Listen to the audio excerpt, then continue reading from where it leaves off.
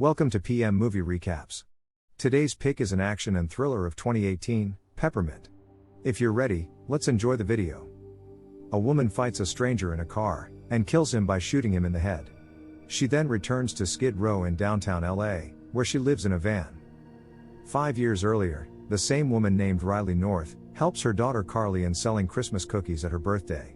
While coming back, they get into an argument over car parking with another mother-daughter duo, Peg and Penelope, but Riley decides to ignore them. Later, she drops Carly at her husband's failing mechanic store, while assuring to be back home in time for her birthday celebrations, but gets caught up at work. Back at her husband Chris's store, his friend Mike tries to convince him to rob a drug lord, Diego Garcia, knowing that they have been struggling to make ends meet. Although Chris wants to improve his family's lifestyle, he can't decide whether it's the right thing to do. At night, when Riley returns from work, she realizes none of Carly's friends had shown up to the party, as Penelope's mother had invited them all. To cheer Carly up, Riley offers to take her out for pizza, and to the carnival.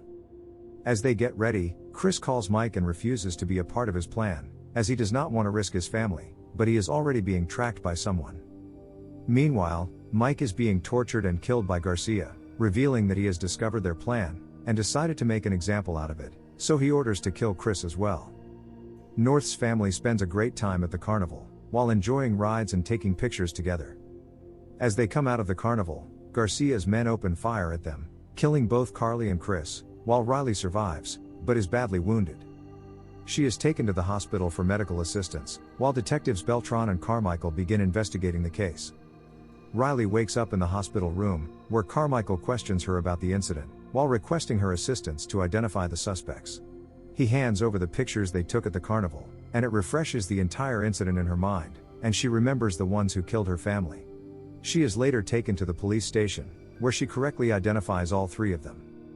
Meanwhile, Beltran warns Carmichael not to go after Garcia, as he has a powerful influence inside the force, and no one can catch him.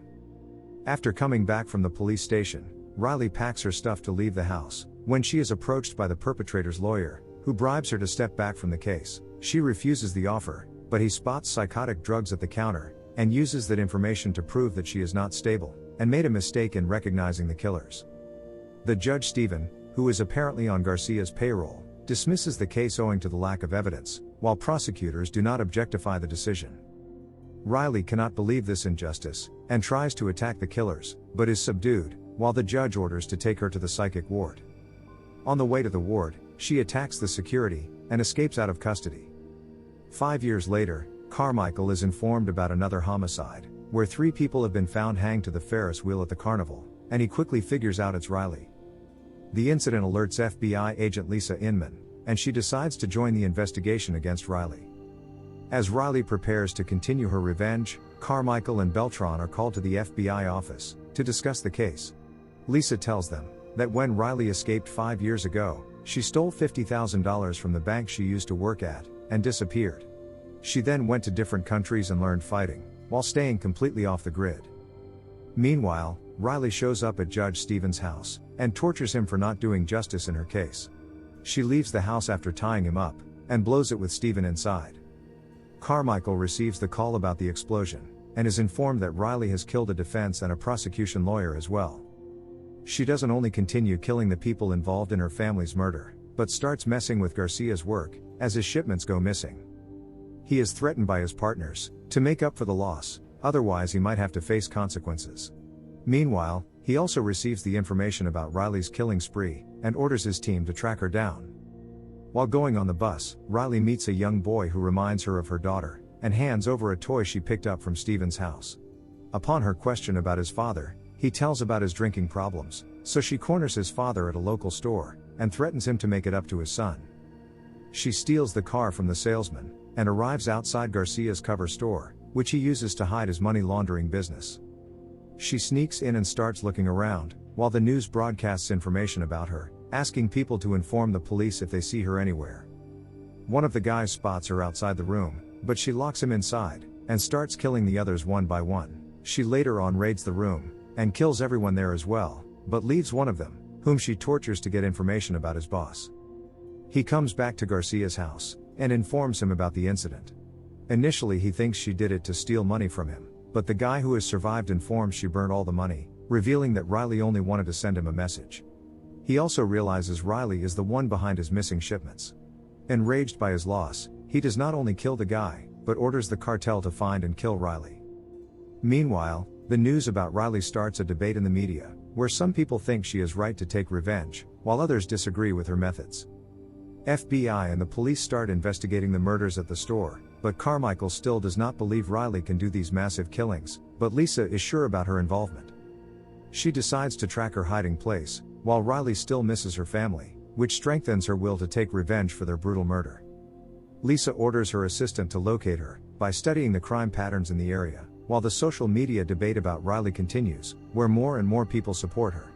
Lisa eventually narrows it down to the Skid Row, and decides to visit the place to find any clue about her. On the other hand, Garcia plans to trap her at one of his hideouts, and orders his men to blow up the place when Riley shows up. They follow the orders and detonate the explosives, but she makes it out just in time. At the FBI office, as they discuss the case, they receive alerts about the explosion, thinking it is linked to Riley as well. Riley makes it out of the building, snatches a car from a stranger, and starts chasing Garcia's henchmen. They call Garcia to inform them that they have killed her, without knowing that she escaped, and is following them as well. Soon Riley stops their car and shoots them as well. Lisa arrives in Skid Row, and starts seeking information about her, but realizes the people in the neighborhood think of her as an angel, who has made the place free from crimes. Garcia receives the information that Riley is still alive and on the run, but before he can do anything, Riley arrives at his house, following the address she got from the gangsters before killing them. She tricks the guards into opening the gates, and starts killing them one by one, while Garcia orders his team to find her. After killing most of the gang members, she locates Garcia, and plans to shoot him as well, but is interrupted by his daughter. Seeing her distracted, Garcia attacks and wounds her, but she manages to escape, right before the police raids the house. After making it out of Garcia's home, she shows up at Peg's house, the same woman who messed up Carly's birthday party, and punches her in the face. After treating her injuries at her house, she pretends to kill her as well, but leaves without doing anything. The investigations continue, but Beltran gets suspicious about Carmichael's odd behavior, as he finds out he has been constantly lying to him. Meanwhile, Carmichael arrives at Skid Row on Lisa's call, who tells him about finding Riley's van full of weapons. Carmichael thinks people are afraid of her, that's why they do not try to take her stuff while she is out, but Lisa reveals they consider her as their savior, as she is responsible for low crime rates in the area. She shares her plan to catch her alive, as she thinks Riley has been after Garcia for a long time, and knows about his underground business. Lisa intends to take information from Riley about Garcia, but Carmichael, who is revealed to be Garcia's informer, kills her, before calling Garcia and informing him about Riley's location. Soon, Garcia's gang arrives, and Carmichael starts assisting in finding her. Exhausted, Riley rests in a building, while the gang keeps on looking for her. One of the gang members spots her blood in a building, and informs his team about her, but she kills him. As Garcia tries to call him on the transmitter, and informs that they are about to raid the building, she quickly hides, and takes them down, by using a grenade she picked from a gang member earlier. She makes a call to Garcia, and asks him to leave people out of it. She addresses the gang, and asks them to hand over Garcia, while threatening to kill each one of them. As she hides by a trash can, she hears a cell ringing, and finds Lisa's body. She uses Lisa's phone to contact the media, and sends a live video, informing about Carmichael, and asking both the media and the LAPD to arrive at the location. As Beltran orders his team to prepare for the raid, Garcia holds a girl, Maria, hostage, and uses her to lure Riley out. As he threatens to kill her, Riley agrees to show up. She comes over to Garcia, who releases Maria. She quickly runs to Riley, saying that she knew she won't let anyone hurt her. Carmichael asks Garcia to kill her, but he decides to fight with her first. Riley does not fight back, and only keeps him busy until the police arrive. After seeing that they are surrounded by the police, Garcia thinks Carmichael set them up, and kills him. As everyone starts to run for their lives, Riley picks up a gun and hides. She finds Garcia and attacks him, while Beltran spots her. He assures to help her, but Riley does not believe him, as he could not do anything for her 5 years ago. She kills Garcia in front of them, but is shot by the police in return, before Beltran orders to cease fire. She once again disappears, but Beltran knows where to find her. He locates her at her family's gravestone, where she asks him to let her die, but he takes her to the hospital. Everyone still supports her, but LAPD decides that she would have to face trial for multiple homicides. Detective Beltran visits Riley at the hospital, and wishes he could help her. He secretly hands over the keys to the handcuffs before leaving, and helps her escape. Thank you for watching, but before leaving please make sure that you click subscribe and turn on the notification so that you can enjoy watching more videos like this.